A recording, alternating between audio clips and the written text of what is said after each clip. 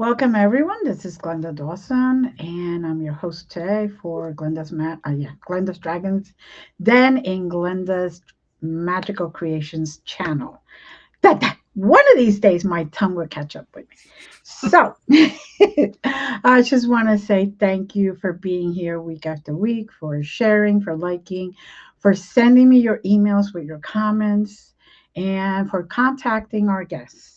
Because this is what it's all about. It's sharing the information, the different perspectives, the different way people are doing things. Maybe somebody's story resonate with you more than somebody else's. And that is what the world is made from and about.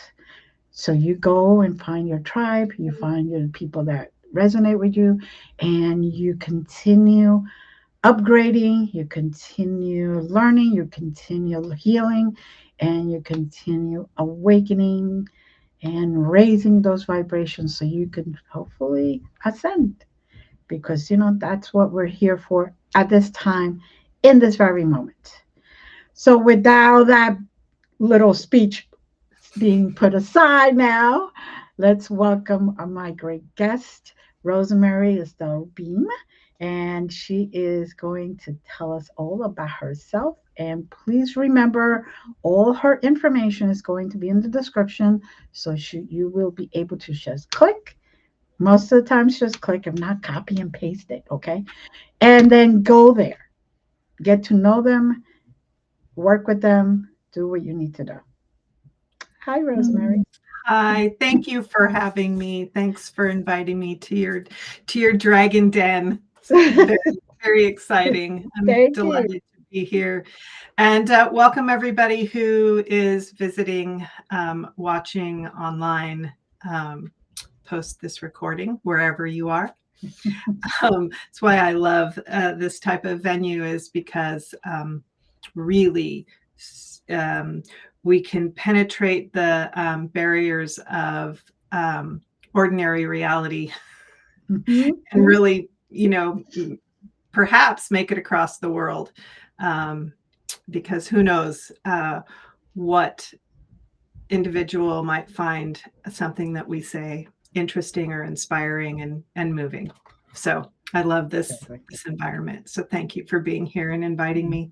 Thank you for being here. My pleasure. So first I'll tell a little bit about my history and how I got to be a shamanic practitioner and ceremonialist and teacher and expedition leader and all the other unsundry things that I do.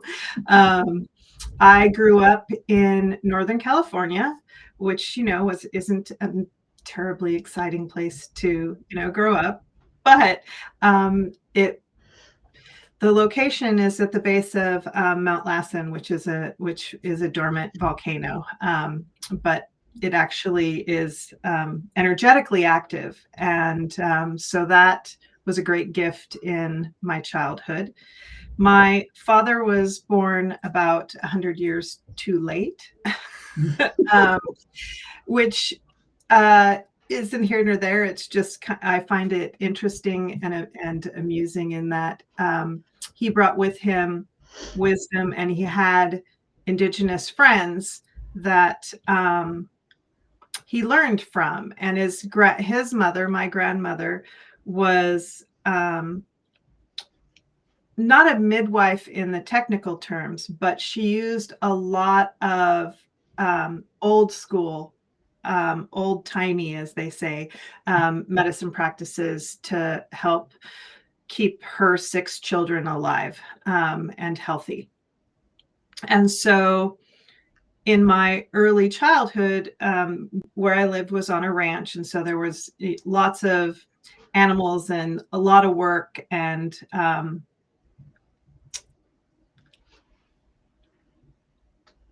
a lot of learning, because we did everything from raising cattle, sheep, goats, dogs, cats, horses, to manage all of those things.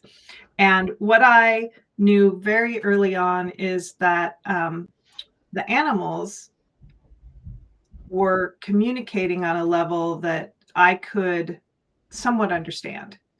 and that being in nature, because we were 26 miles away from town and down in a canyon on a creek, so it was pretty isolated. Um, and so the beings that surrounded me were really teachers and guides and friends and playmates. And very early on, I knew that the wind, and I would have a conversation with my dad that, like, I know the wind is telling me something. I'm not quite sure what it is. And he would just say, like, well, just listen closely Mhm. and feel into, what might be coming across. And then as I grew up and um, kind of preteen, I spent a lot of time with my dad just by myself doing cattle drives or, um, going to work with him because of the nature of his work as a construction person, solo owned company. And he would teach me things that I came to find out much later when my mother was dying that he didn't actually teach anybody else in my family. Mm. And that was how to honor the land.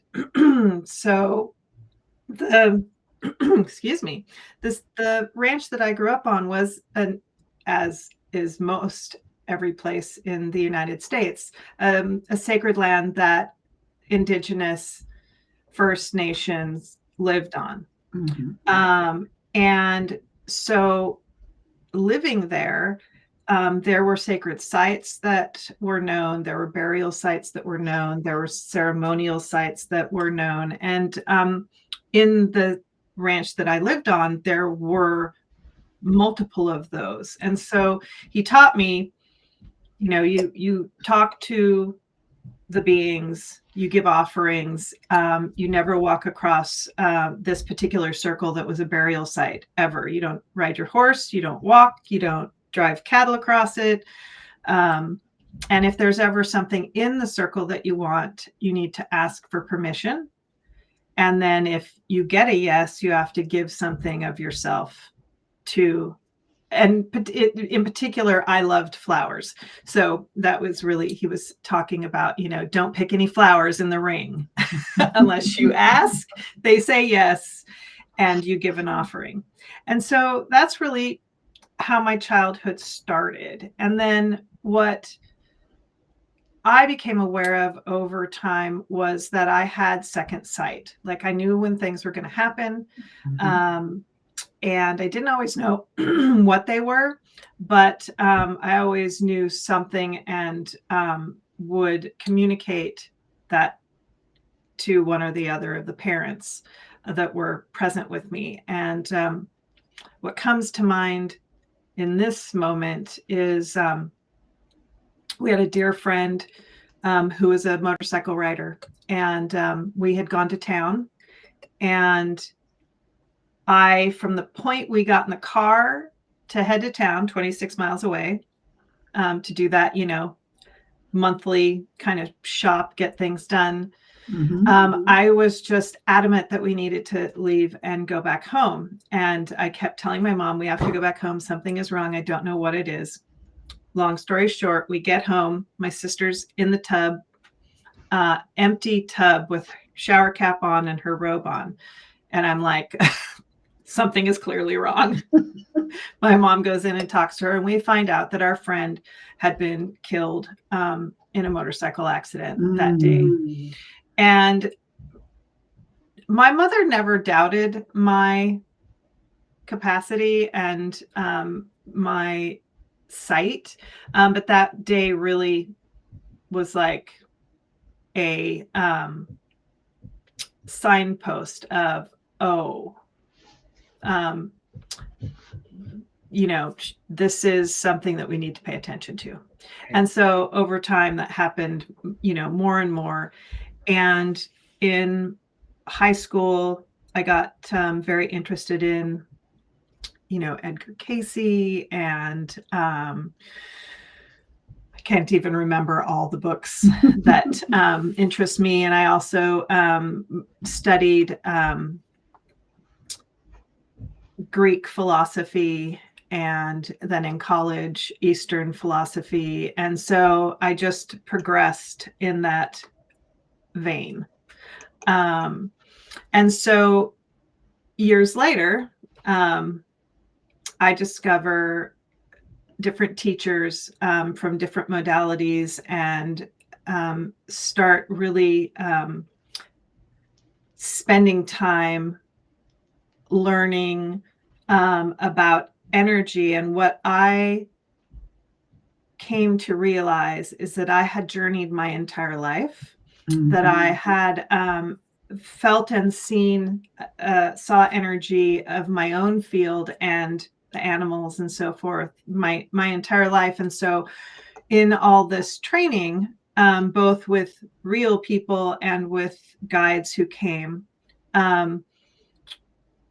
I was being taught how, like, the words to describe what I already knew. And so speed up to I think it was 2009. I had the good fortune to basically be knocked on the head by Apuasangate, which is a holy mountain in Peru, and was just like, hello, you must, you have to come do this work. And I was just like, what? And so what ended up happening is a friend of mine said, I'm doing this this Moon Key thing, and I want to introduce you to it and so forth. And I said, great. And we organized an initiation. I take a bath, and this booming mountain, this booming voice comes in and proceeds to tell me how I need to proceed. And so reluctantly, I followed his lead and finished getting all the initiations. And then he said, there's something that you're missing that your friend who's going to come and give you the final initiations is going to give you. And I was like, okay. And it was a brochure to study with the indigenous of Peru within, like, I don't know, it was a couple of months, and I needed to get to Denver. And so I just said to the Holy Mountain in my prayers, I'm like, well, if you want me to get to Denver, you need to make it happen. Because, there's We're logistics. Exactly. We're in 3D. Money needs to be had. Tickets need to be purchased. Things need to be settled. And it all worked out. It was really, I call it the epic journey being manifest. And what happened was I shared with a friend of mine what was happening, and they were like, well, I want to go. And so his wife organized our flights and a car. It was hilarious. And I'm like, okay, thank you, Apuasangate. Excellent. I'm in. And so that started this last leg of my journey of the Peruvian high mountain Caro teachings. And so at that, I'm going to call it a conference, training, retreat, I got to meet two indigenous elders. One was from Caro, and one is a mestizo, which is someone who is both Spanish and indigenous. And I got to work with both of them deeply and received healings. And they came to me at lunch one day and was like, how are you doing? How are you finding this? And I just was like, I am home. Like, I have found where I belong. I found my tribe and the teachings that, really pull on my heartstrings. And so, couple of years later, I meet a woman who actually taught for this school that I went to, and she and I ended up putting together a project and teachings and taking people to Peru to meet with the indigenous elders. And so that is how Rising Fire came to be. And so part of the joy of my life is when I said yes to Apuasangate and to Pachamama. And so the word Apuasangate is the name of a holy mountain, and he is what is considered the director mountain. And he just happens to be at the kind of epicenter of the Karo Nation, or Hatun Karo. And then Pachamama is the earth spirit, is what they refer to the spirit of the earth as Pachamama. And so I've been to Peru many times, taking people down to meet these elders, these wisdom keepers and earth keepers, and to do ceremony and to go to the mountains and sit in these majestic places and connect. Because the beautiful thing about this tradition is, and going there, whether you journey there or you actually travel there, the land is alive. Like, they have not stopped praying with the land for eons, even through the crisis of colonialization, war, borders. They have not stopped their connection in Aini with Pachamama and the Holy Mountains. And so one of the things that I declared and was brought to my attention this past week, when I was posed a question of, what's your compact with God? And I was like, oh, that's fantastic. Mine is, I promised Apuasangate that I would show up and do this work, and that I would create a place where people can come and learn if they want to. They can heal if they desire. They can do ceremony. They can travel with me, or I can get them organized to be with the elders, but to really keep this tradition alive. And that just makes me extremely happy that I can do that, and that I have the support to be able to do that. A caveat is, right before COVID, I got very sick, with not COVID, but with an immune function issue, and ended up taking a medical sabbatical for a couple of years, and have made my way to the other side of being really, really sick, with the support of the elders. We meet on Zoom and do healing despachos and ceremonies and coca leaf readings, just to get an understanding of where I'm at health-wise. And so coming out of it is glorious, because I'm back with people leading ceremonies and doing this type of online work.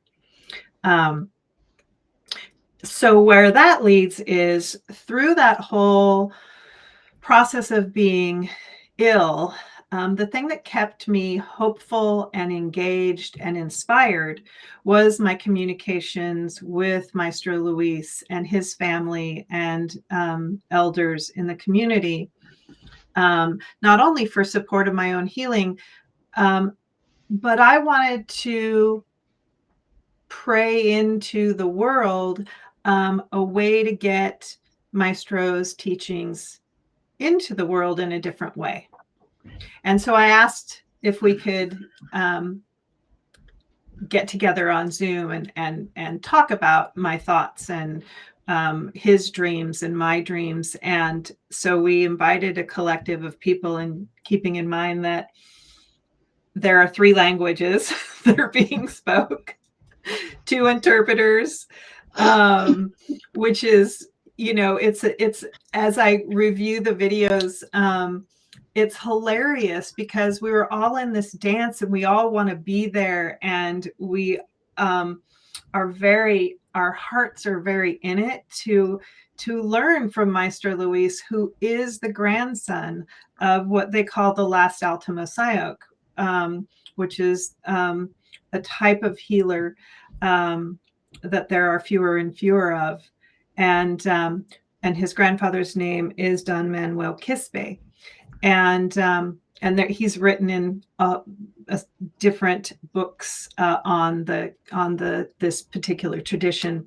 But it was an amazing conversation, which opened up and led to him inviting me to create a program that was pre-recorded that we, over the course of a month, well, it took actually 3 years, but a course of a month of recording, we produced this 10-session series on the basics of his tradition.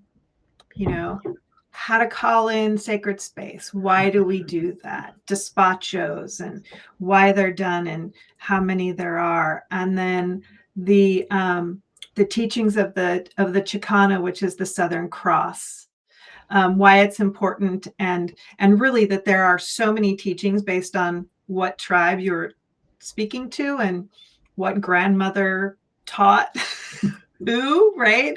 So, and so that was a really beautiful piece of their cosmology that is available in these teachings. And then, receiving a soul retrieval and a cleansing during it, and initiations, and also talking about the medicine bundle that they call a misha in Quechuan, and in Spanish they call it a mesa.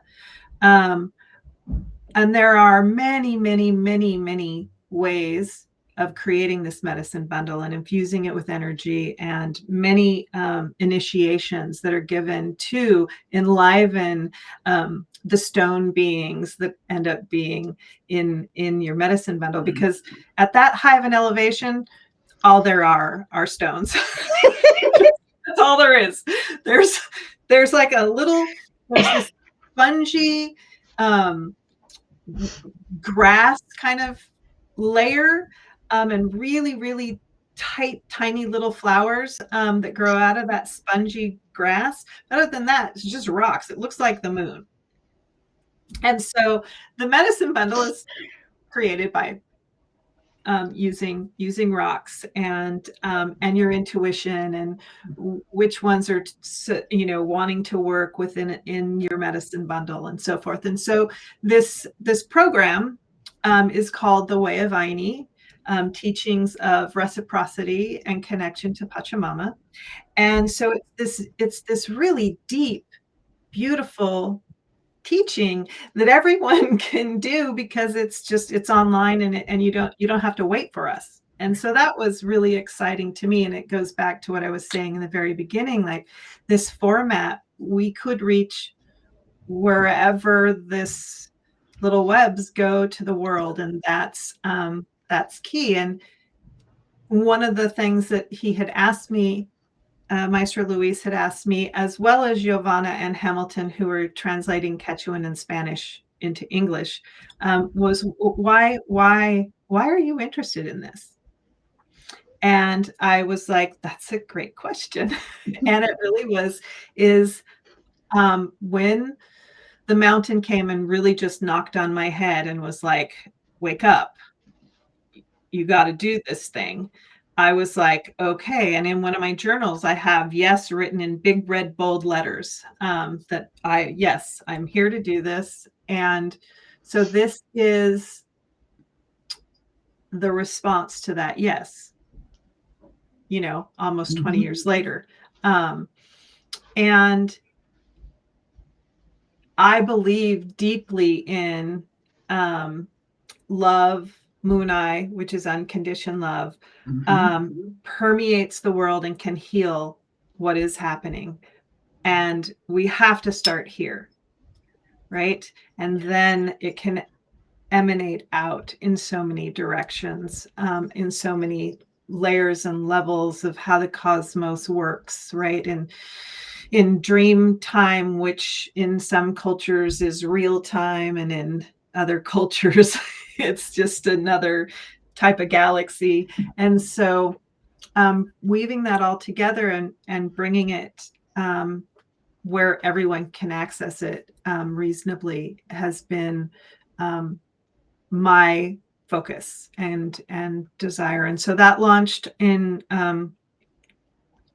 fall equinox of 2025. And so I'm very excited about that. And then there is a book that is wanting to be done for people who would prefer to read the teachings. And so that's on its way, whether it's going to be digital or printed or whatnot. I don't know, because it hasn't been born yet, but it's in the works. And then the other part of what I do is teach people. It's really been, even before I ever got to this particular teaching, this particular culture and its teachings, I always, when I was doing energy work, believed deeply that it was necessary to give people tools that they can actually have a toolkit on their journey of life. That the last thing I wanted is to be depended upon in a way that I see other practices kind of creating that dependency. And I really have always felt, oh, I want to gift the teaching of, how do you journey? Why do you journey? How is it beneficial? How do you use it for dreams? How do you, all the different things? How do you remove hucha from your body, dense energy from your body? How do you keep your body vital? How do you stay hydrated in a very energetically rich way? So in doing so, that's really how I work with clients one-on-one. And it's I tell people I'm not like going to the chiropractor where we're going to start here and we're going to go there and then we're going to do this, and like I don't work like that. It's I meet with you and you may have something you want to work on, and I may be getting a whole volume of information that has nothing to do with that, but is the root. Right. And so that's where we go. And if you don't like working with that in that way, I'm not your gal, and I'm okay with that. Right. And so it is way more direct experience, way more tracking in the moment, perceiving in the moment what's really happening here and what really needs to be looked at to manifest health and well-being. Right. And so that leads to the medicine wheel that I teach. And it's called the medicine wheel for lack of a better name. It's a cycle that we go through. Right. There are 6 retreats. At this moment, I do them all online so that more people can get to them. And it's all about learning practices and practical practices, psychodynamic practices, energetic practices, to fill that toolkit and to start to enter into looking at yourself in a very real way and removing all of the falsities, all the wounding, all of the stories that we tell ourselves that aren't true, that trap us, right? And so much more. I think about, we do blood lineage healing, we do karmic lineage healing, we look at, life as a river and what is it showing us? What gifts are there? What wounding is there that needs to be healed? We do some sacred drama to really play with the gestalt, way of being able to talk to what we might think is an inanimate object, but that is actually has vital energy, life force, and information for us, whether it be in a dream or whether it be in, a 3-card story that we write. So there's all of that. And and like I said, there's 6 sessions of that. It takes 2 years to work your way through, and for good reason. A person needs time to be in the retreat, right? And that deep sacred holding and the discomfort that might arise and often does arise. And then the healing and purging and refinement that happens in that. And then they need a bit to process and to be like, what the heck just happened? Right. And to journal and to and maybe have a meeting with me, maybe have a meeting, with one of my practitioners, maybe not, maybe come to a Tuesday night shamanic practice, so that you can actually keep in the field of the work. Right. So that's a little bit of the medicine wheel, and each retreat session builds on the next, right? Or the last. I mean, it's accumulative. And by the time you finish that, you have created this amazing medicine bundle that has taken your wounding and really created this into your healed medicine. Right. So I think of a lot about, like, in my youth, I could be a shit stirrer. Could shake things up a lot, just drive my mother crazy. And so in my practice, really one day it was like, oh my God, this is healed, and it's actually a tool. Like, this energy of whipping things around is actually helpful to stir some stuff up so that we can see what's dense and pull it out. So that's how our, I'm going to say, bad behavior or, adjutant attitude can actually turn into something that's really beautiful and helpful and healing. Right. So that's part of what I consider the magic of the medicine wheel.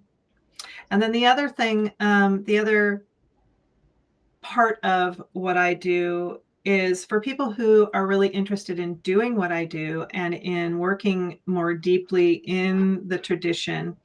I have what is called healer's training. And that is also a 2-year program that is paced in a really nice way, where you get you get to saturate in it, but not so much that it's overwhelming and kind of knocks you off your rocker. But it's paced where we work a couple of days a month at a time over a 2-year period. And you have a mentor that you work with that isn't me. So you have a different voice, but has trained with me. And it's just beautiful because it's just a deeper entry into the work. So you have to have gone through the medicine wheel to be in healer's training. And so you take all of that happened in medicine wheel and you enter into healer's training. And what I hear from people often is, oh, it's just the medicine wheel. It was surface. It was just it was totally surface. And the healer's training is really, you have to apply all these to yourself to clear the field, because you can't start working on people until you are at a certain place of clarity, refinement, know where your seat is, know where your soul resides. You've collected soul loss, you've optimized, and you're able to talk about it and be in it in a real way in your daily life. So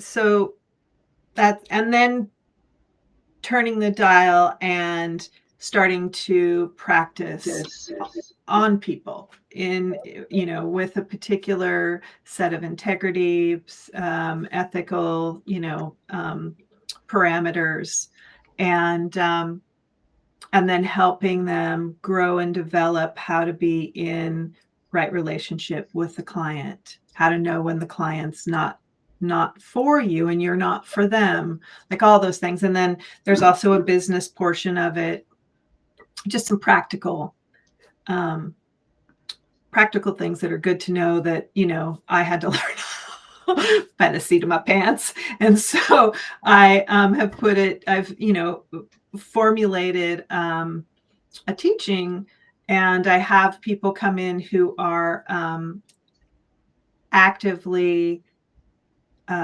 doing a form of healing practice, a form of spiritual teachings, so that they can see the vastness of what they could potentially do, right? And then ultimately my favorite thing, which I haven't done in 5 years or 6 years now, is take people to Peru, which part of the Way of Aini program is Maestro and I have invited anyone who takes the program to go with me to his village, which is very rare to be able to travel and stay in his village. So anyone who has done that program gets an invitation when we're ready, and I'm extremely excited about that, just because it's so wonderful to be down there and to be in their field and to be in the field of this living body of the earth. And that is another part of my love of this particular tradition, is their whole fundamental, I'm not going to say philosophy, because it's not, it's a way of life. Right. It is this reciprocal process with the world, right? So not only with the living mother that we live on, but also the living water, the living beings, the living vital mountains, the apus, and then the cosmos, like, and how it's all vital and alive, and we're in a reciprocal relationship. And when we are in right relationship, things tend to go well. And if we're off kilter, there are ceremonies to get us back into balance.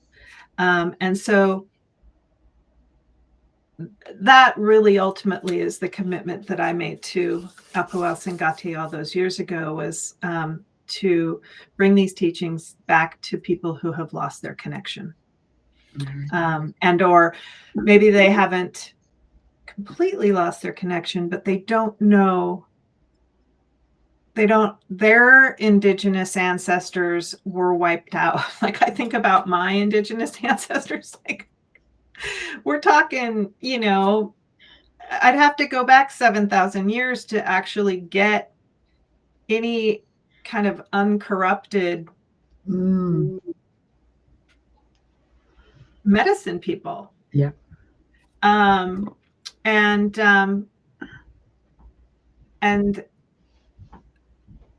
I believe that at some point or another, I was definitely lived in a life in Peru back before the conquistadors, just because of how I just feel so at home, and I'm like a kid in a candy shop when I'm online with them. I cannot, like, I can't contain myself because they're people, they're human. They have their foibles, they have their jealousies in their own community. But when they're doing their work and they're living their lives and they're giving to Pachamama, it is so um, visually apparent, Yes. their love and connection to the earth. Mm-hmm. And that just does it for me. All right. Well, I feel that they put everything aside, their ego, Yes. their connection to the actual human, everything they Yes. put aside because that is their main focus, Absolutely. and that's their foundation basically. Right. Unlike a lot of us here, you know, truthfully, we could come out of the same training and there could be, why are you doing that? Why are you doing that? You know, that kind of thing. And it's like, Absolutely. there's no need. Put all that aside. Right. People who resonate with you may or may not resonate with me, and vice versa. Exactly. We could all be doing the same work for the betterment of divine beings, which is us. and Yes. and then raise our vibrations so we're not where we are now. Right. Yes.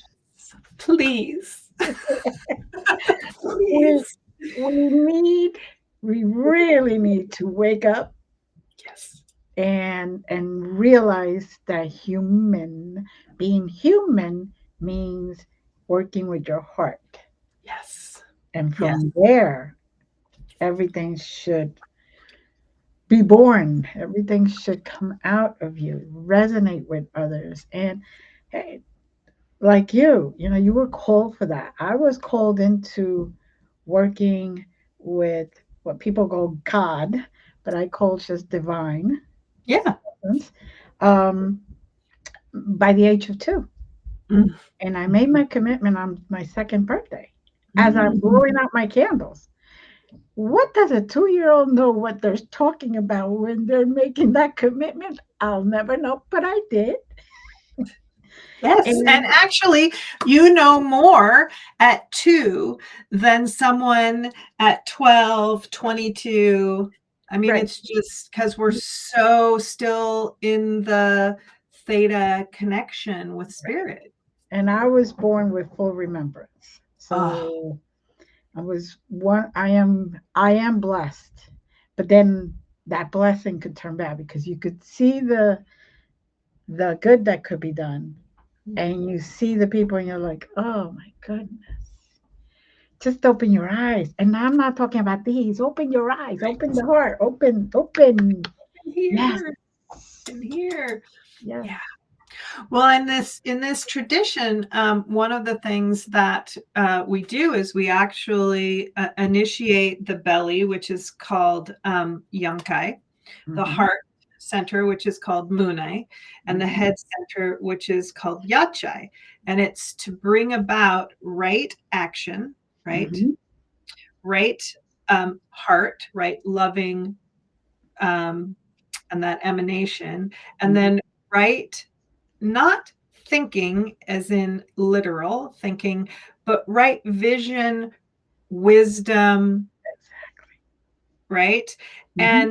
And all of it is in service of Moonai, in service of love. So it's seeing from the eyes of love, Mm-hmm. and it's action through the eyes of love, through the movement of love, through the action of love. And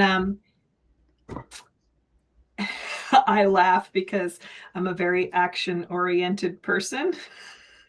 And like, don't tell me you're going to do it, just do it. And so it I get it, right? And I can demonstrate it, Mm-hmm. which I find is for me as a learner, which I'm continually learning.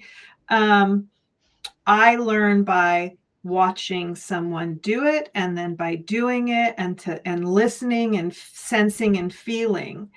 And because that's the way I learn, that's the way I teach. And Mhm. one of the reasons the book is being created is because that's the one way I don't really learn. And so I'm trying to honor the folks who really need the pages to turn and write on, right? So, yeah. But that place of what you were talking about as of seeing and Right. moving from that place of heart, that I mean there is an actual ceremony and initiation to Mhm. really get those centers humming along, cleared, activated. Right. Yeah.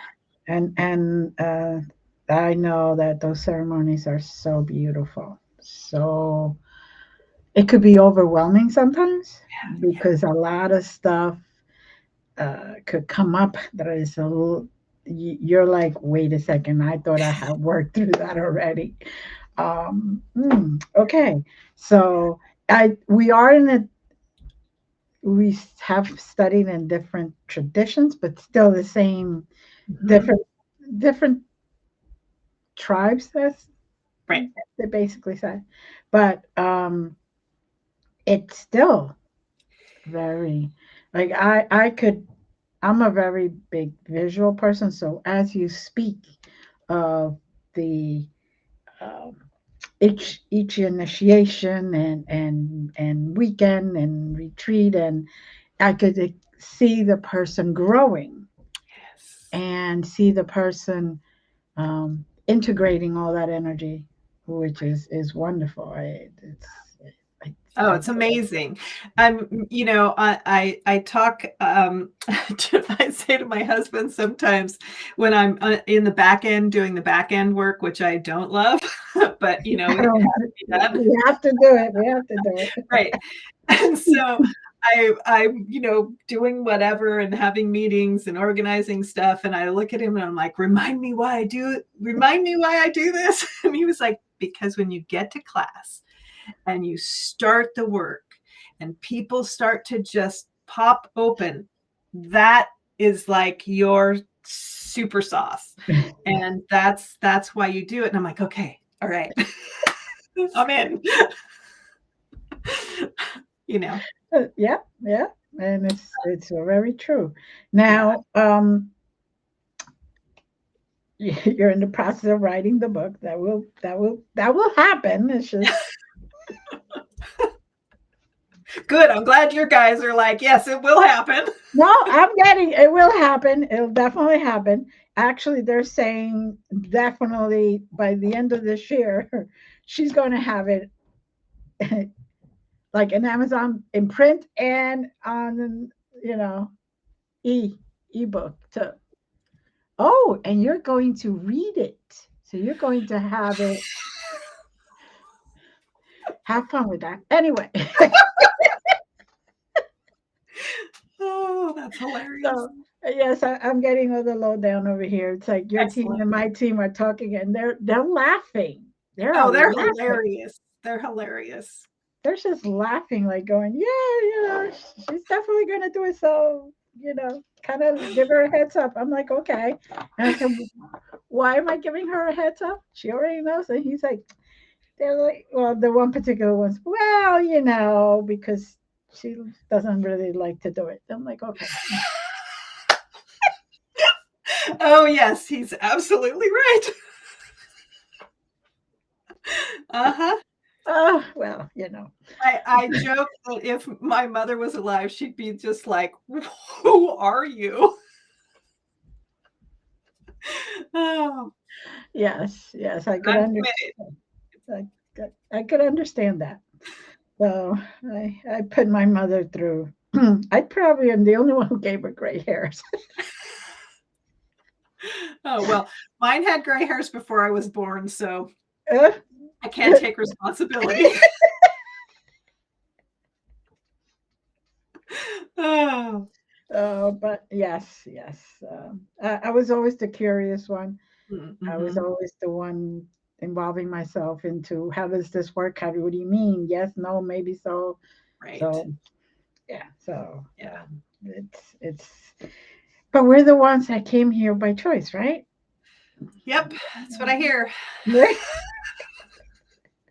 Yep. And said, pick me. I push people out of the way, supposedly. I'm like, I have brain. I don't remember that. And they're like, yes, you do. Nope, I don't want to remember that. That's funny. Oh. So, what else do you have coming up? It, So the what I have on a continuous basis is Tuesday night shamanic practices. It's the first and third Tuesday of the month. And I also, for people who are in the Portland, Oregon area or surround, I do fire ceremonies on, I'm going to say like on big astrological days, like spring equinox or summer solstice, winter solstice. If there's a particularly powerful supermoon, that, and those are all available. You can check that out on my website. It's always up to date. The most the two newest releases is the Way of Ini, that's pre-recorded, and all of that's available on the website. And what is the new release is Medicine Wheel will begin a new cycle May 1st. okay. And again, it's all online, and you can come from around the world.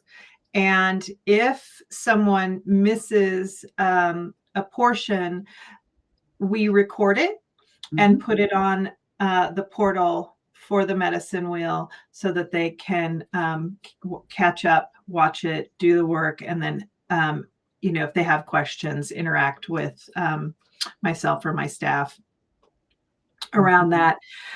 We are hoping to get the expedition to Cairo solidified. They're going to be gone all of February because they do ceremonies in the village all month long. And so when they get back in March, we'll be sorting out the next steps for the event to travel down to the village in Peru. Beautiful. Yeah. And then, with your guides and my guides' help, the book will be somewhere where you can get to it by the end of the year, which was actually my goal, but I keep laughing at myself going, really? Some guide's going to need to come in and help me edit. I am sure since you just asked, they will help. Yes. That everybody's right now awake and right here. So, yep. Now, we have a little time, but is there anything you want to tell the audience that you haven't covered or you haven't said? Yes. And it really doesn't have to do with it does have to do with what I teach, but it doesn't have anything to do with an offering. It has to do with my deep belief. And actually, I don't even like to use that word because beliefs are oftentimes inaccurate and needing to be removed. But my deep knowing that you all have instinct, you all have ways of being inspired, you all have insight. And my invitation and what I would want for everyone who views this and all of their friends and family is to trust that instinct, to trust that little whisper or the little, I get a squeal in my ear when I need to pay attention. Trust that, follow it. If a hummingbird flies in front of you and you get the sense that you need to follow it and see where it takes you.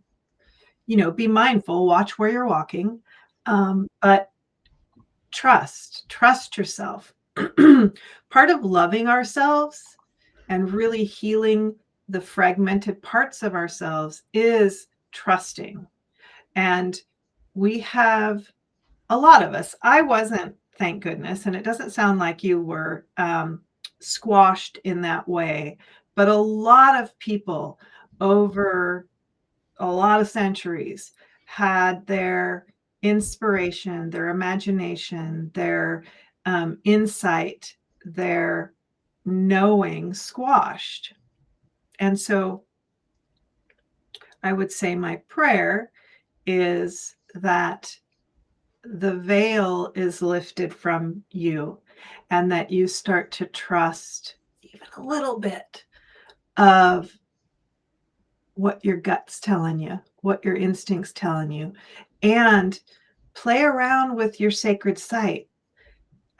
Close your eyes and see what you see in front of you, and begin to ask questions, and see where that leads you. Because we all are wired in a way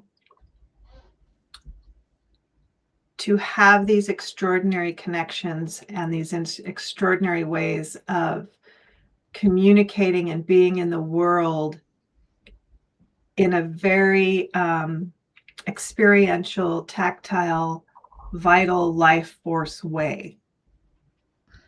And that's how we're going to get out of this. I don't mean, like get into death, but to get out of the scenarios that are happening in our world right now, right? We're here at this time to be support and what I'm hearing is be the game changers. Mm-hmm. So really and truly, my invitation is start listening and start trusting. Beautiful. Beautiful. And yeah, just walk your walk, even if people are like, what is she doing? Or what is he doing?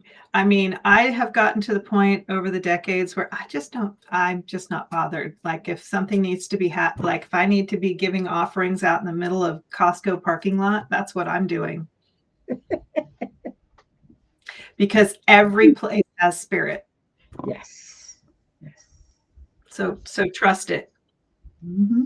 And you'll get the nudge. You'll feel it. Yeah. It's, Yep. it's all if you're listening, if you're paying attention, if you're trusting, like you said. Yeah.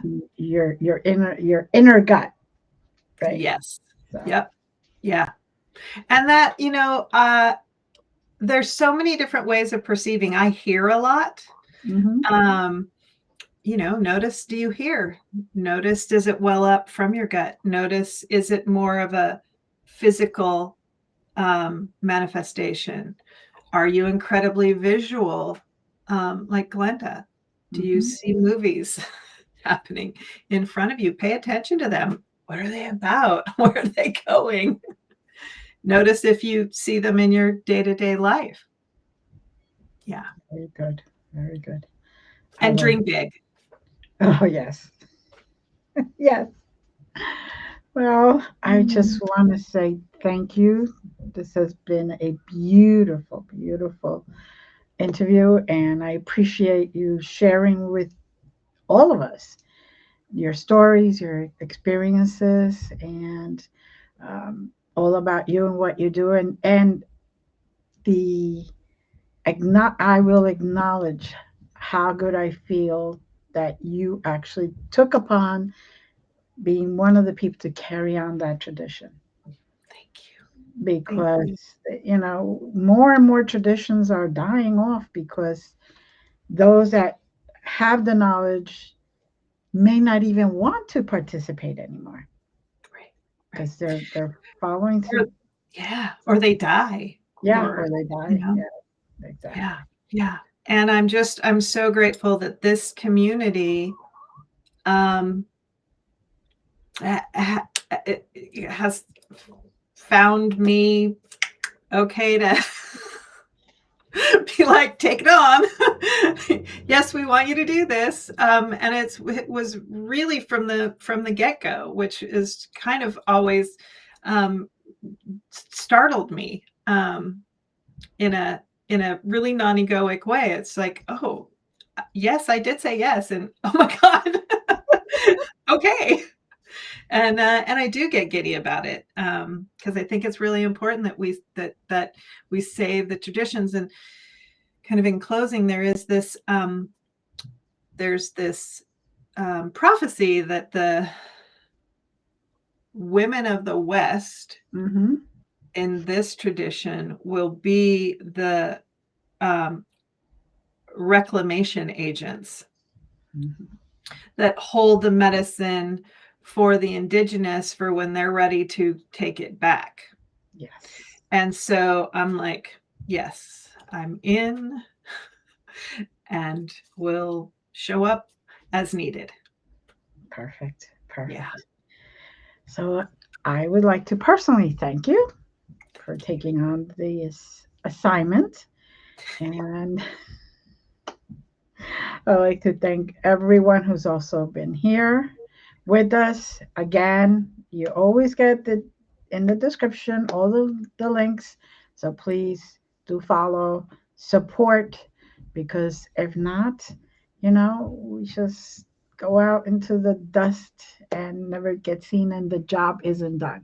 So if we support each other, the truth, the oneness, the love that is in all of us will Mhm. outshine and lead properly. Yeah. Mm. Thank you. Thank you all. Love you and see you next week. Thank you all. Bye. Bye.